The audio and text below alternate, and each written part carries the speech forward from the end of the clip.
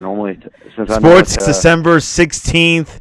If you haven't yet, please subscribe in all our channels: YouTube, Periscope, iTunes.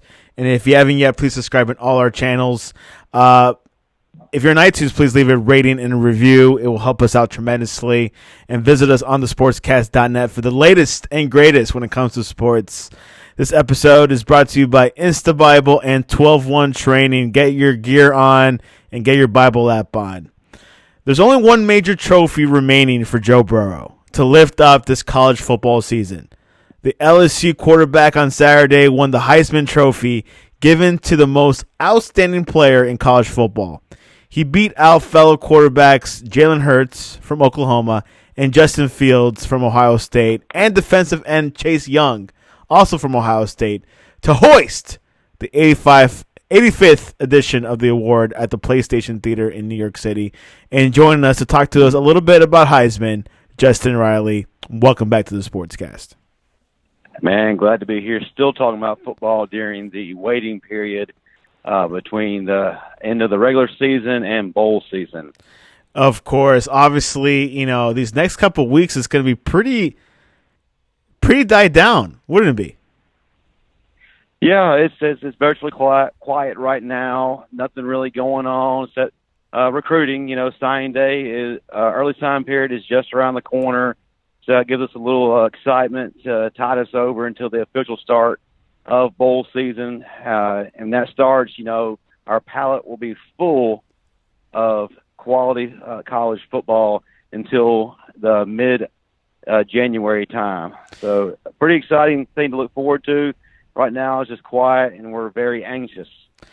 Well, Joe Burrow finished with the largest margin of victory in Heisman history at 1,846 points, separated him from second-place Hurts.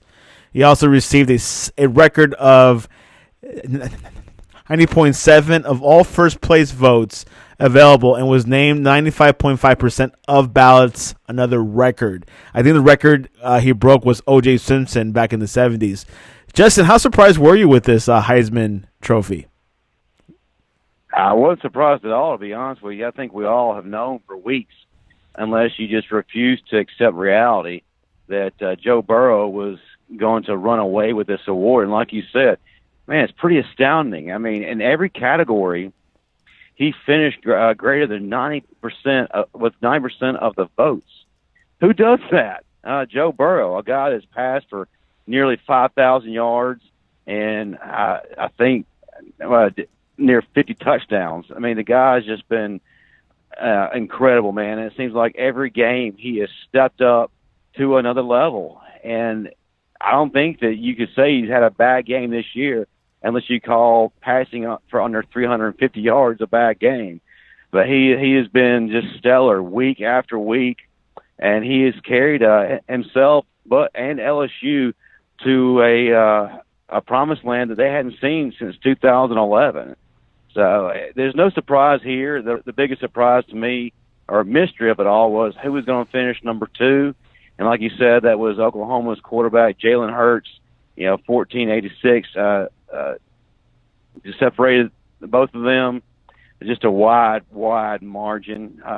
Pretty excited for Jalen Hurts to finish number 2. I was hoping by some outside chance or miracle that he would pull the upset and get the number 1 spot, but it wasn't to be. Which you can't really discredit, just because he didn't win what he's done this season. Just a tremendous story. And the good thing is we get to see more of both Jalen and Joe Burrow here in just a few weeks. But, yeah, Joe Burrow is very deserving of this award. He's done things for LSU, the SEC, and college football that we haven't seen before. And what really made it equally pleasing for the viewers and fans was just his humble approach. And that speech, if you didn't watch it, please go back and watch it. You can find it on any form of social media, YouTube. I'm sure on ESPN you can download it as well. Or on the Sportscast Twitter. Yeah, the Sportscast Twitter, we have a little bit of it too. We have the part of the speech where he was thanking Coach Ogeron for what he did for him, and just really tremendous, man. This kid is very selfless, very humble, just a great kid, somebody that you really can't cheer against, unless you're just one of those people who just has a cheer against them. You know, it's funny is that I was called out today, being told I'm not a true Alabama fan because I was cheering for Joe Burrow and cheering for LSU to win the national title because it's supposed to be Bama versus the outside world. No, that's not how it works. That's not what determines a true fan. You know, first of all, I'm going to show respect when respect is due. Second of all, I paid 5 years of out-of-state tuition. Got the greatest of Alabama.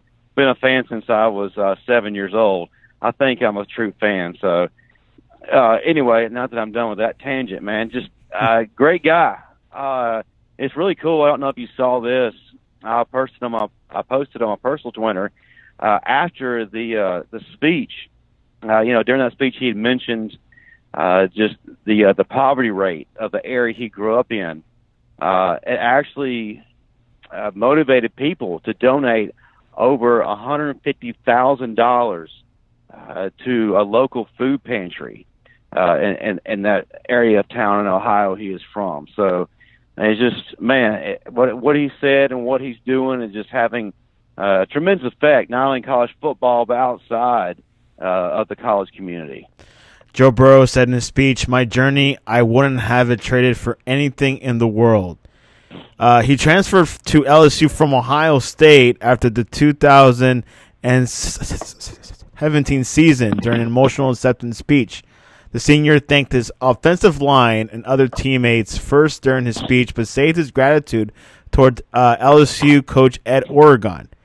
He said, "You have no idea what you mean to my family," Burrow said through tears. "You know I didn't play for 3 years, and you took a chance on me not knowing if I could play or not, and I am forever grateful for you." I believe 3 out of the 4 Heisman candidates were transfers. Do you think that's a trend that you think you'll see come in for like the next couple years where, a lot of these best players come from transfers? Well, I think that it wouldn't be unheard of to see more of this happening just because of how the transfer was so college football now. People are leaving and left, and now will that translate to Heisman Trophy, being a Heisman Trophy finalist down the road like it did these 3 gentlemen? Maybe, maybe not. I mean, this is a rarity. I mean, 3, not 1, not 2, but 3 of these guys were transfers coming from another school. That's just mind blowing. It's something that just doesn't happen.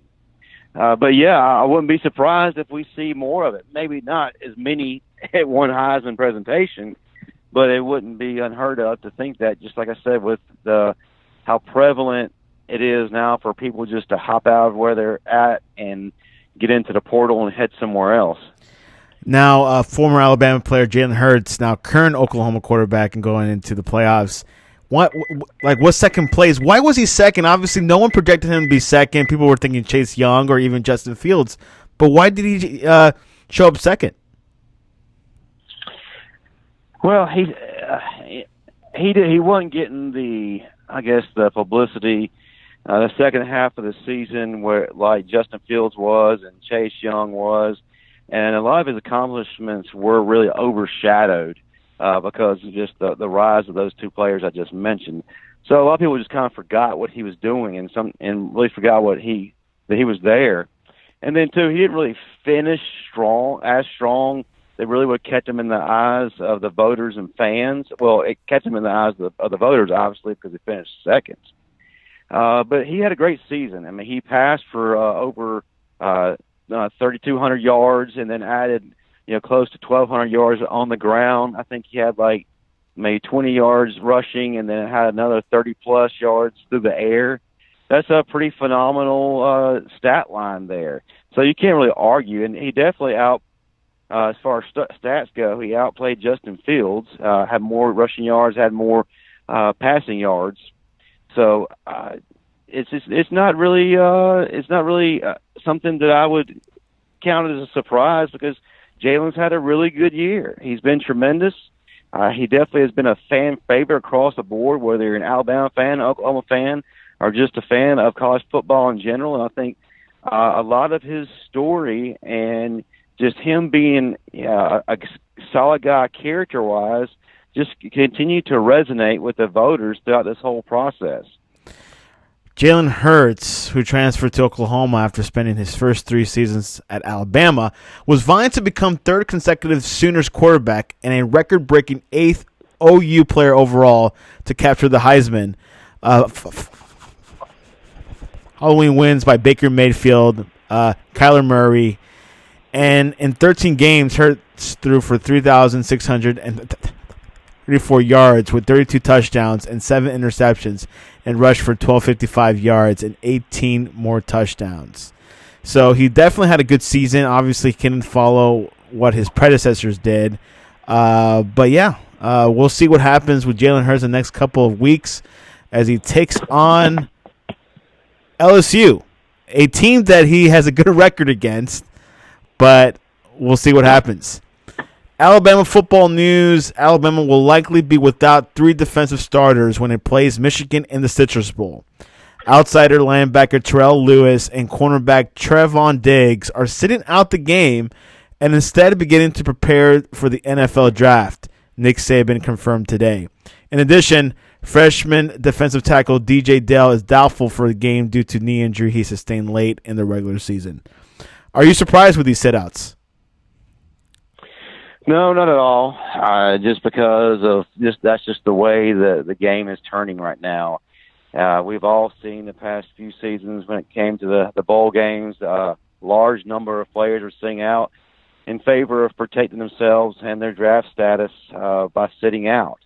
Certainly understand what these guys are doing and why they're doing it. They don't want to suffer any kind of horrific injury that could set them back or just ruin their NFL playing career altogether. So they're playing it safe.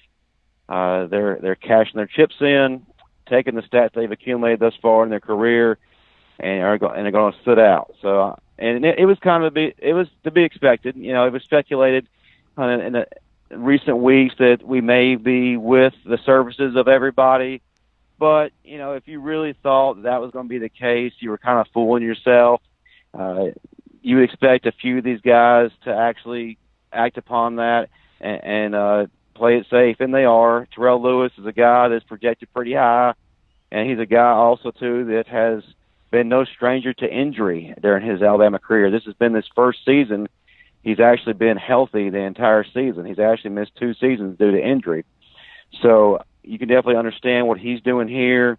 Trevon Diggs is another guy that's projected to go high, so he's protecting himself as well.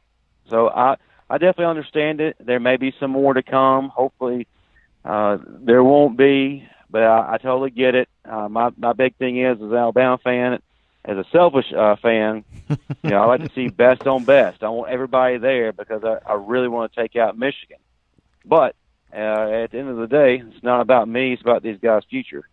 The rest of the Crimson Tide's NFL draft prospects went through practice Monday, including running back Najee Harris and wide receiver Jerry Jeudy. Do you think these guys might back out of that game? Well, Jerry Jeudy's already confirmed he's playing. He wants to suit up. He wants to have one last dance with his team. But he also hasn't confirmed whether or not he is going to the NFL. So keep that in mind. Of course, he may just be delaying it because he wants to focus on the game itself. Doesn't necessarily mean he's going to come back. I'd be shocked if he did come back. But I think his focus right now is just being with his team and getting a victory over Michigan. Najee Harris, excited to hear that he will be playing. He hasn't yet announced his NFL decision yet, so that may change in the next few days and probably weeks. But his focus right now is playing against Michigan. So pretty excited to have the services of those two guys who are very critical pieces to our offense. Something to definitely look at, of course. Alabama will be playing Michigan on December 28th, right? The January 1st. January 1st, New Year's Day. A bowl is pretty exciting time to see what can happen. Obviously, this College Bowl isn't playing for much, just for pride. But, it's good to see these players one more last time. Lane Kiffin is rumored to be poaching some Alabama coaches. he is apparently trying to get Scott Corcoran, who's been contacted by Kiffin for an expanded role in Oxford. Are you surprised about this? No, not at all. I mean, it's not uncommon for new coaches to go out and get the best that are available to try to build their program and build their team. And so it's no surprise he's going after Scott Cochran, who, in my mind and a lot of folks' minds, is probably the best strength and conditioning coach in college football right now. He is largely responsible for Alabama's success on the field, especially from a physical standpoint. A lot of Alabama's success has been because of what he's been able to do for those players in the weight room, and then also the conditioning that he puts them through. So you can attribute a lot of what Alabama's done to his expertise. He's the man. He's the GOAT of strength and conditioning. So it comes as no surprise that Lane is going after the best. I mean, he's got to get his program to compete with the big boys, and it doesn't get any bigger than the SEC West. So yeah, it comes as no surprise. I personally hope that Scott Cochran stays with us. He's been there since day one. He's become an icon in Tuscaloosa, so I want him to stay. Something to definitely look at in the next couple of weeks. Recently, Lane Kiffin got a third-star quarterback. I believe the quarterback was heading to FSU and was able to flip him to Ole Miss. So Lane is flexing his muscles when it comes to recruiting. And it comes as no surprise. Having Lane Kiffin there, it makes a big difference in recruiting for the Rebels, and especially from an offensive standpoint. That man is a genius when it comes to offenses and developing players. So it comes as no surprise he was able to flip a quarterback who otherwise would have gone to Florida State. One rumor has it that Chase Young might come back for his senior season. Should he come back, Justin? I mean, from an outsider's perspective, I'd say absolutely not. I mean, there's nothing more left for him to accomplish unless they fall short of attaining their ultimate goal, and that's winning a national championship. But as we have discussed previously amongst ourselves here, he's going to be a top 5 pick. He may even be the number 1 pick. So there really is no reason for him to forego from a money standpoint. But if that truly is his and what he's seeing, and he wants to come back to do it one more time with his team, I completely understand it. It's definitely against the norm. That goes without saying. But I'd be very shocked to see anyone pass up a top 5 pick and possibly the number 1 pick and come back to school. He's going to graduate, but I feel like he'll probably end up going pro. I could be wrong. I'll be shocked. Would that go the same for Tua? Well, it remains to be seen. Like I said in a previous podcast, he's going to meet with scouts and get some evaluations done and just really see where they still feel like he will fall and make his decision. There's a lot of things involved here that are going to come into play. Like I mentioned earlier, he may be projected high right now, but there's so much time between now and the NFL draft where doubt can creep in, and it can start causing these GMs and scouts and coaches to start to question just, is he worth a first-round pick? You got to remember, too, he's not going to be able to compete in the combine. So that's going to hurt his stock as well. That makes a big difference. So, it's just there's a lot to take into consideration for Tua right now. If he's still first round, I see him going. If he's still top 15, I can see him going. But the biggest thing for me is doubt going to creep in and cause him to drop in the draft, come draft day. He will miss completely NFL Combine, so it's an interesting situation to be in. It is, and again, too, he won't be able to compete in a pro day either. So they won't be able to, see anything other than what they have on tape thus far. And they won't be able to accurately decide if he's completely healed from this either. So it's beginning to look a little bit more appealing for him to come back and show everybody he's healed, he's moved past it, he's 100%, and he can elevate his stock.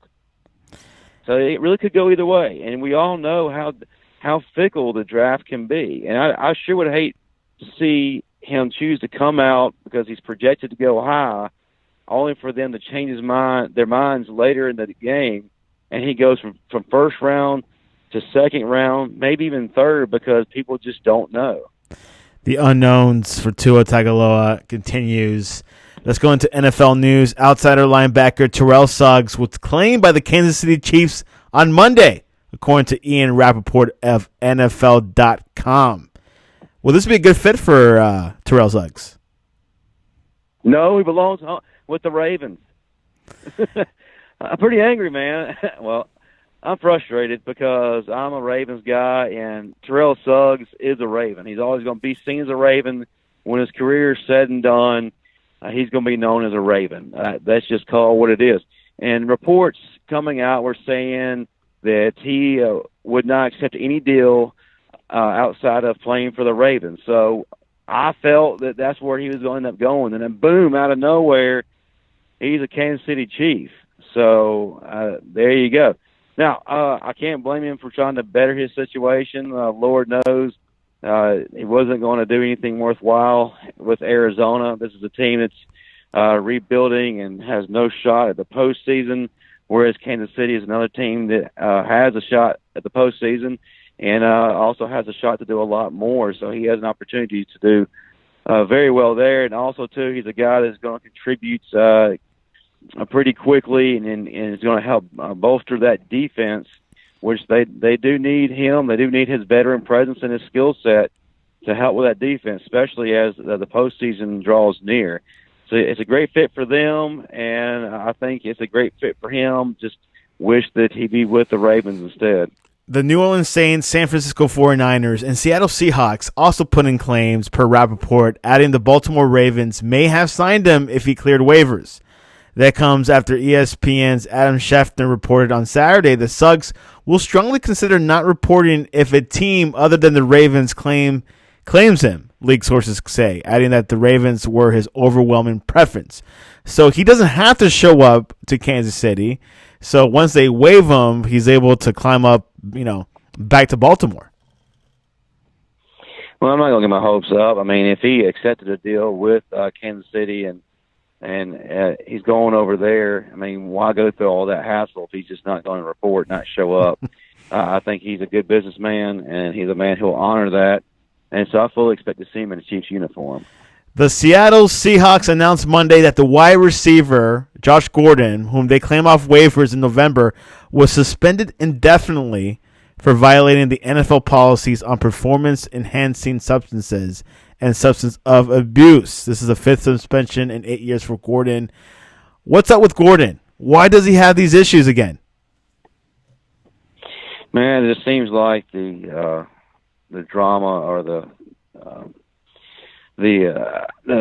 soap opera for Josh Gordon is just an ongoing thing. It's like kind of like a Netflix series. He got renewed for another season, and we're just seeing a guy that just is lost, and he can't quite find his way, and he hasn't been healed of whatever is going on mentally, and he's battling some demons, man, because this is something that just keeps reoccurring. He never can quite escape it, and it's just sad because this is a guy who's a tremendous talent when he's playing 100% and he's focused and driven. It's just the only thing is now the window is closing on him as far as being able to be an excellent receiver, be an excellent player in the NFL, because he is getting older, and with all this trouble that's coming his way, it's going to make teams less likely to want to try to invest in him.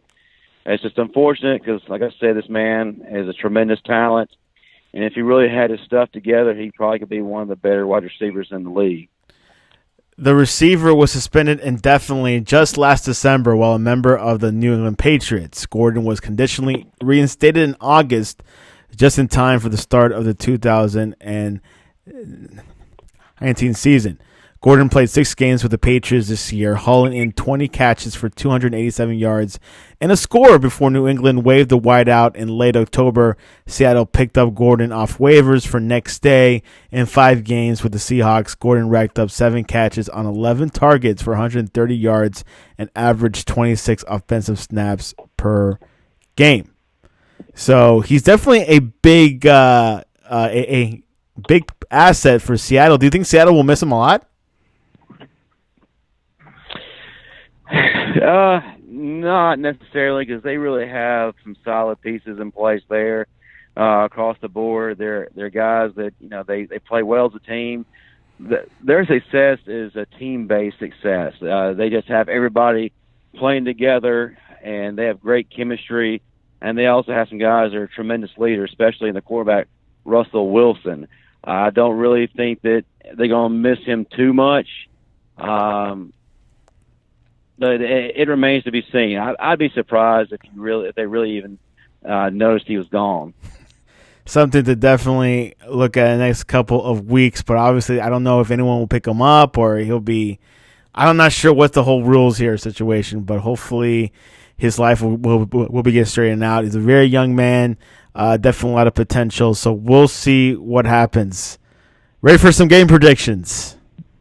Let's do it. All I have is the Colts at the Saints tonight. Colts at the Saints, man. What a game. Well, this is going to be a good game. Yeah, it's not going to be a blowout by the Saints, but. No, I mean, it's not going to be one of those yawners where you got one team who's dramatically better than the other at just beating the crap out of them, and you don't have a situation where you have two of the worst teams playing each other. You have two teams that are very competitive. Indianapolis is still doing good things, but New Orleans is doing things a lot better, and they're fired up.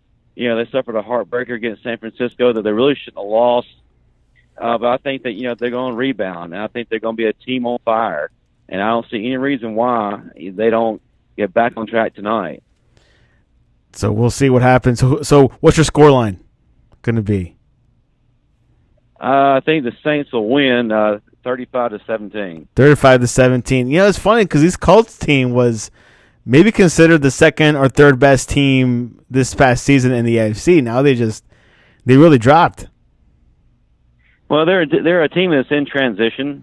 They've got some good pieces in place, but they're still just trying to get things put together. I mean, losing Andrew Luck, who was arguably one of the best quarterbacks in the game when he was healthy, served as a tremendous blow. Jacoby Brissett is a good quarterback. He just needs some more time to grow and develop. But this really isn't their year to do it. And I think that the success they have shown us is just a little bit of overachieving, but I think next year is really going to be the year that they really make noise. This Thursday is early signing period. Alabama is currently ranked number 2. Do you think they'll be number 1 recruiting class this year? I think that, Saban can definitely pull something out. I don't see any reason why that in the final hour that he'll be able to pull something through that that moves them back in the first place. But being number 2 isn't bad either. I mean, it's a perfect example why the Saban dynasty and the Alabama dynasty has not come to an end. If it comes to an end, he wouldn't be in the top 5 right now in recruiting. So it doesn't look like there's any drop off at all. According to 247, yeah.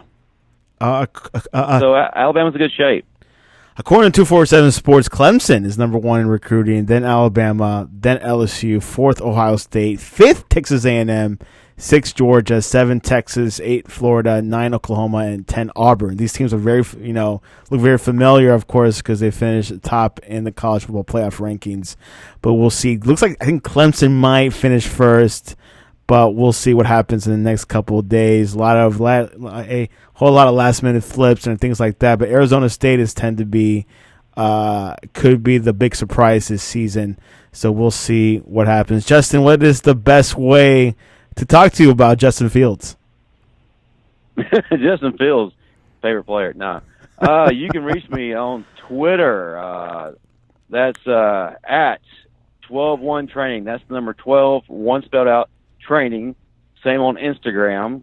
I also help run the Sportscast Twitter account and Instagram account. That's at the Sportscast1. So you can find me in either of those dwellings, and I'll be glad to talk to you about Justin Fields or anything else that comes to your mind. Now, Justin Fields, of course, do you think he'll be a first rounder for the NFL? It's still early to tell. I think that he needs to kind of continue to grow and get and mature a little bit. He's just a sophomore. Oh, that's right. He can't enter the draft. Sure, I'm sorry. No, he's just a sophomore, man. He's not quite ready yet. So next year is going to be his really year to make a push and show out for the NFL. I think that he's going to be projected as a first-round draft pick next year. So don't be surprised there. And you can follow us along on thesportscast.net, thesportscast.net, or at thesportscast1. We'll be following early signing period throughout the week. Tyler will have a special show this Thursday night once the signings have been completed. We'll see what happens. Any last-minute flips, things don't come into shape until this Thursday. But this is one of the first years that you see a lot of these signings happening early on. The official signing day is on February, but a lot of early commits happened around this time. So it's really exciting to see how things reflect. And these recruiting things kind of reflect of what's going on in reality, where like how they finish off towards the end of the season. It's kind of very reflective, right, Justin? No, absolutely. It definitely coincides with the team's overall success the following seasons, and especially when it comes to the playoffs, man. If you've listened to any of our podcasts, with Tyler, his the metrics of it all proves it. I mean, any team that's finished in the top four has had a very incredible. I can't even talk. I'm just so taken back by the whole experience. They've had incredible recruiting classes. Heisman it translates. Heisman hangover.